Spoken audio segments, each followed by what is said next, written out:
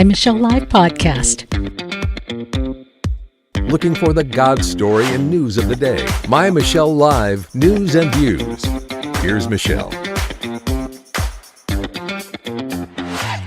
Hey, thank you for being with us today.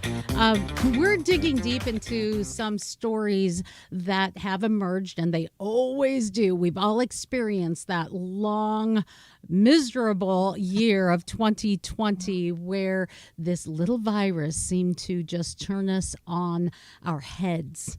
We've all been dealing with some of the after effects, whether it's health, whether it's well-being, whether it may be business related, financial blowouts, kids at home driving you crazy, all of these things. Yes, we've all gone through them. But as we go into a brand new year, and we're a year from the initial lockdowns and then some, we're starting to see news stories come out. We'll talk today about Fauci's emails that have come to light because of the Freedom of Information Act. We're going to talk about some of the interesting stories that were those crazy conspiracy theories that social media certainly shut down to make sure that you're only getting real accurate news, none of this fake news. But now suddenly we're finding that the Wuhan Institute of Virology has been seen by some as now, again, the potential origin of this virus. How crazy that we heard it from the White House. Now Facebook is saying, oh, well, we're not going to block those things anymore. So we need to delve into it just a little bit beyond what you hear on the talking heads in the news and the same story perpetuated everywhere. Let's look a little deeper. Joining us today, Dr. Roger Klein. He's an expert in health and law with the Regulatory Transportation Protects FDA and Health Working Group. He's a former medical director of molecular pathology at the Cleveland Clinic and former advisor to the FDA, CDC, HHS, CMS. He is our guest today. Dr. Roger Klein, you made time for us today to take this on and to inform people. God bless you for that. Thank you for joining us. Hi, Michelle. Thank you for having me.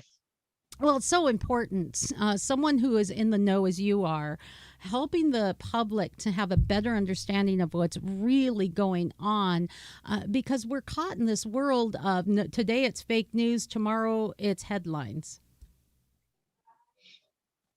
Yeah, I mean, I think one of the biggest problems here has been the overt politicization of anything having to do with this pandemic, or everything, almost everything, in public discourse and public discussions.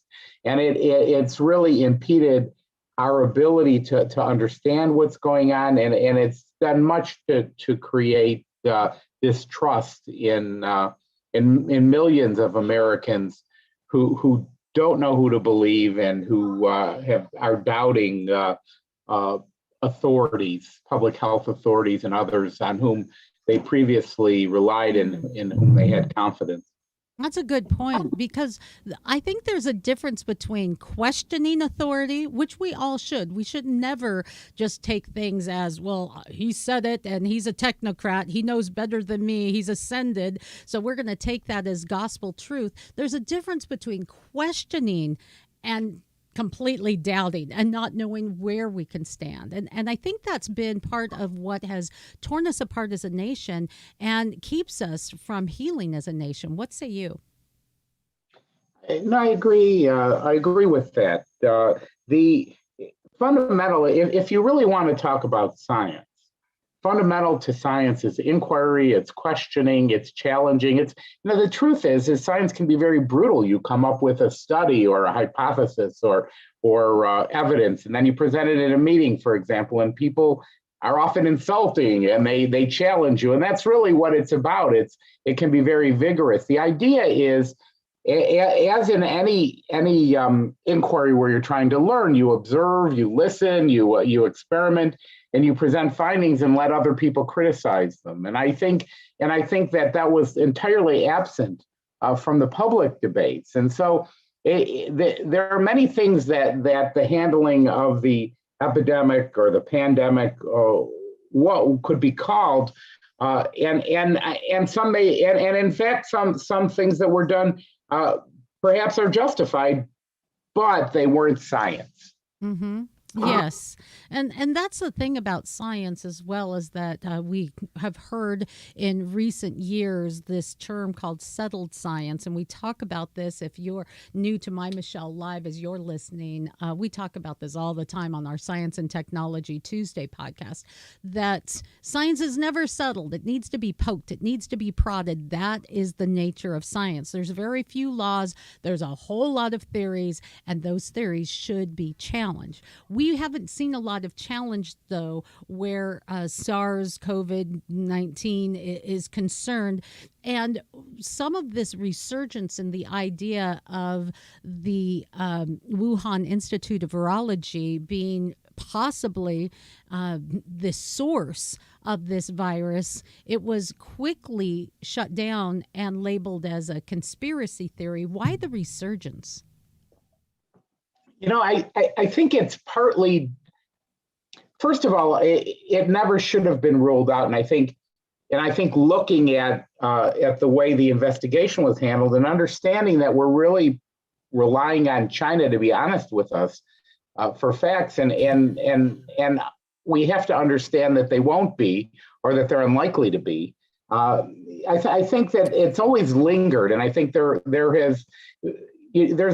public discourse and private conversation, I think, and I think that this has always been on the table in terms of, for example, a lab leak. But there was recently a letter that was published.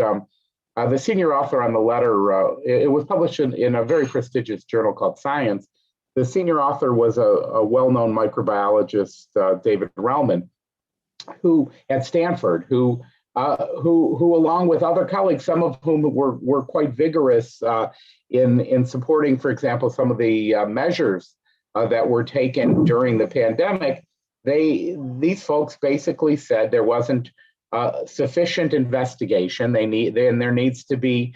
It wasn't given adequate consideration. There needs to be a transparent investigation. They didn't say there was a leak. We don't know the answer to these questions. And I think that's part of the problem, is people have pronounced and made judgments and firm statements about facts, about topics, about which there was not sufficient knowledge to state with certainty an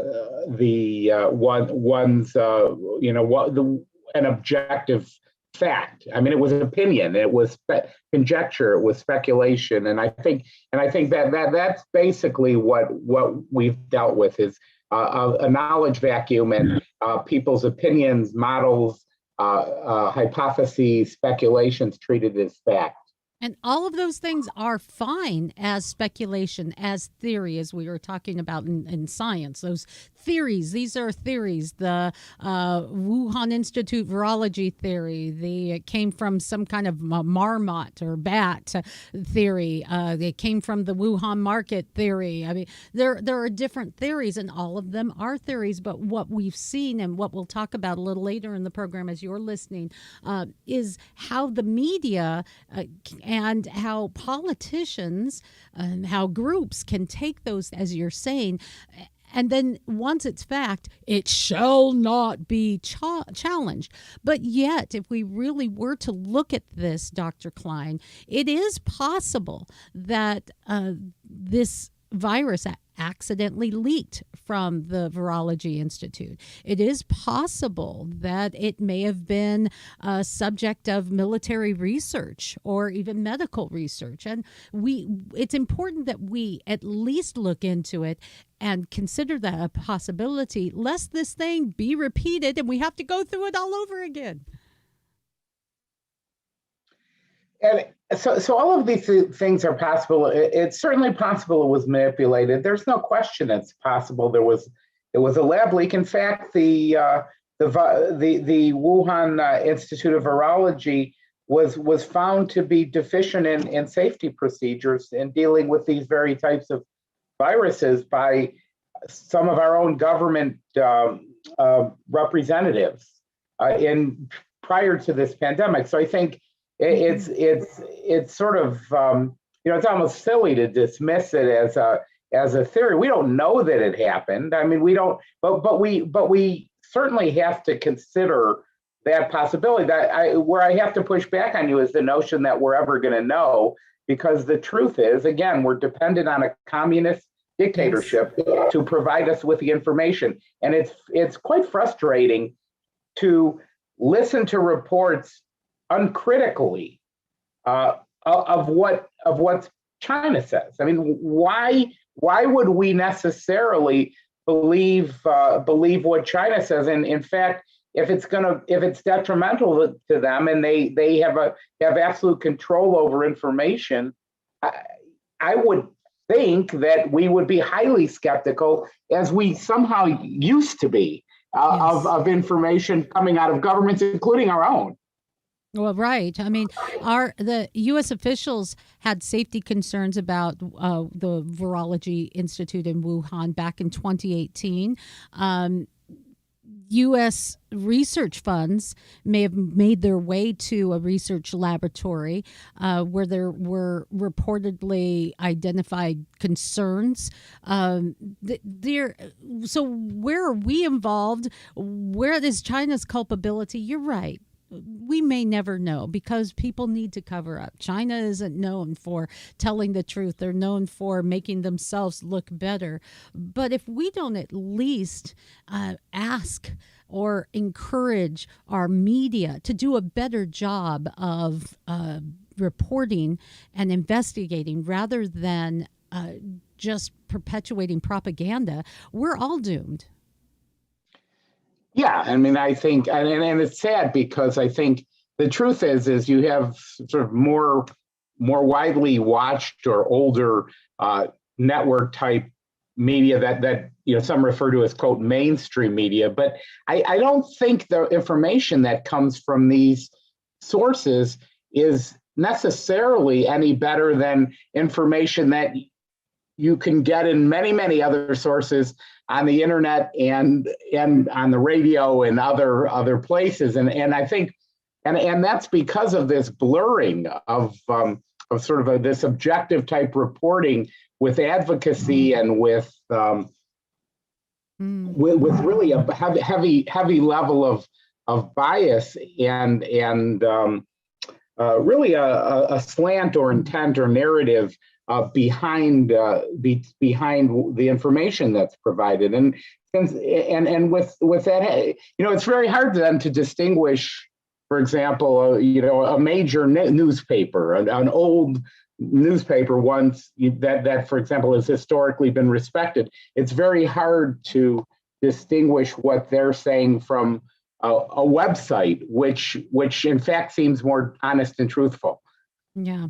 And some of this, since we're seeing it perpetuated from politicians, when we agree, we say we kind of throw our hands back and don't try to keep people accountable with truth. And it's unfortunate, because once that's allowed on one side, the pendulum swings. And I guess to my greater point is that now that we have some emails that we've seen, some correspondence with Dr. Fauci, you see that it's kind of like that Wizard of Oz saying, don't pay attention to what's happening behind the curtain. We're being given the smoke and mirrors, this facade of information, and we're supposed to just be sheeple and go along with it. And it really is unsettling, and especially to someone like you, Dr. Klein. You're in the know. You're on top of these things. What was your thought as some of these emails started to appear? Well, I mean, I haven't looked at all of them. I tend to be a little bit reserved in terms of formulating judgments generally without adequate information. And I do think that people tend to send emails without adequate thought. They're often hurried. They don't necessarily reflect what somebody would say who was seriously thinking about it and thought it was and believed it would be for public consumption, or sometimes it would express in a different form of writing. So I don't I understand what's coming from the emails. I think we have enough information in some respects based upon public statements of Dr. Fauci, who is obviously a very smart guy and is certainly entitled to his opinion, but expressed opinions in a political role, in a political context, and I think should have been viewed a little bit more through that prism. And certainly when talking about issues that were not that were not known, that where we had a true knowledge gap. Yeah, I Opinion think should have been represented. we just lost you for a second. Are you still with us? No, I was. No, I'm with you. I thought you were saying something, but Yeah. no, I mean, I think that's important because the point is that people say this is not science to take one person's opinion and elevate it to the point that it's dogma. That's just not how it works. There's lots and lots of smart people who had very, very different opinions. The scientific discourse and the discourse among peers and others was very different than the public discourse. That is such a very good point. I think the thing that can be disturbing is when any one man becomes unchallengeable, that his word is without challenge, without it cannot be come against. You cannot debate it. This is it. And we've come to this place where we almost have this technocracy of these experts who cannot take criticism. And this was to the point that you brought to the table at the beginning of this conversation. And that's why I was so delighted to have you with us today, Dr. Klein, to get us to think that outside the box, to realize that challenge is a good thing, that while we may never know for sure, for certain, what really took place in the development and the beginnings of COVID-19, of this horrible virus, we should never give up the search for truth. I'd like to give you the final word. Well, thank you, and I appreciate the opportunity to come on. And I think you've hit on some very, very important points that I would hope your listeners hang on to, in the sense that the most important message I would leave you with is the skepticism of experts when opining about unknowable or unknowable questions, or questions without in which there's incomplete knowledge, are their opinions. And I think we need to be skeptical and seek out a diversity of opinions, if only because whoever's making those opinions doesn't have all the facts, and is just as likely in many cases to be wrong as they are right. I just can't emphasize it more. We saw so many reversals and inconsistencies, and in my view, bad policies that came out of the handling of this pandemic, in a situation where we had incomplete knowledge, we had heavy politicization. And it's hard in a scary time, but that's why they say they talk about taking advantage of crises. That's what I would say. And you need to keep a cool head. There you go. Thank you for being one of those cool heads in the mix, and thank you for making time for us today. I really appreciate it. I know you're very busy. This has been such a pleasure. Please come back again, Dr. Klein. Thank you. Thank you. And we'll let you go as we continue the broadcast. Thank you again to Dr. Klein. Today, we are looking a little bit deeper into the story, and I would encourage you to think about something that Dr. Klein said. China might not be honest. They probably won't be. But do we want to be like that? we're going to have more to come with a little challenge to the media. And in the meantime, I just want to encourage you to remember this. This is Calitrin, and Calitrin is one of our associates. It's what keeps me energetic, keeps me young. It's like a fountain of youth in the bottle. Go to MyMichelleLive for more information, and we will continue.